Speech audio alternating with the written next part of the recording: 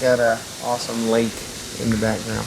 All right, today was a very, very critical day. It's actually the hardest thing to teach in swimming, in my opinion, is the breaststroke kick, is the whip kick. So we got on that today, and we saw a lot of progress, and the kids got the basic motions down, and that's huge. Got Coach Steven, Jordan, and Parker. All right. Why do you never see hippopotamuses hiding in trees? Why? Why is that? They're too fat. They give up. Already. Because they're really good at it. What? Because they're really good at hiding. That's why you never see them. I don't get it. It's not funny if you have to explain it. I get it. They're so good at hiding, you can never see them in the trees. That doesn't make... Well, They're too big to get up in trees, Jordan. No, they're too hard to see.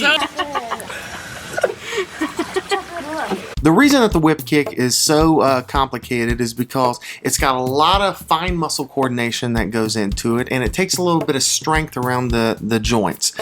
And with younger athletes, they usually don't have that yet. Some kids pick it up real natural, but most of them, 7 or 8 years old, they actually struggle with it. We started off at the very beginning, and the very beginning is the legs straight, toes pointed. It's got to be identified as part of the kick.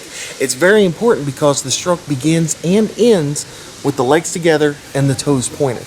All right, after that, the load. The load is where you pull the heels up to your bottom, and when you pull your heels up to the bottom, you want to make sure that you are not pulling your knees up to your chest. That's a big common error that developing swimmers will make with the whip kick, is that they will actually pull their knees up to their chest. And when they do that, it sets them up to do the wrong kick. You know, it's an improper kick, and it's by far it's less powerful. The next part is a turnout. That's with your heels pulled up to your bottom, and then the next part is turning your feet outward. And dancers a lot of times find this very easy to do. This is an easy skill for them because like ballet dancers, they work with turnout with the ballet positions, 1, 2, 3, 4, 5, as they go through the different positions. They have a natural turnout with their feet anyways. So it's very easy for them to pick this up.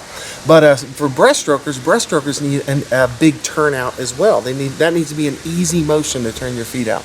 And once you become comfortable with this motion, I would highly recommend this motion, heels up, with the turnout next, before you kind of do it all as one motion. The more advanced breaststrokers, they do it all at once. It's kind of one, once they start the motion, they end up with a turnout. So that's the more advanced, but you can try that if you want to, but I would highly recommend when you're starting, go here and then here until you actually get it down. Once you're in this position, with the loaded position, then the next motion is actually bringing your feet around, and you whip your feet around. You don't pop your knees out and allow it to go around. That's a huge turtle out there. I'll show you guys in a second. Sometimes from the loaded position will allow their knees to pop out wide, and that's setting them up for a froggy kick, and a froggy kick is bad news.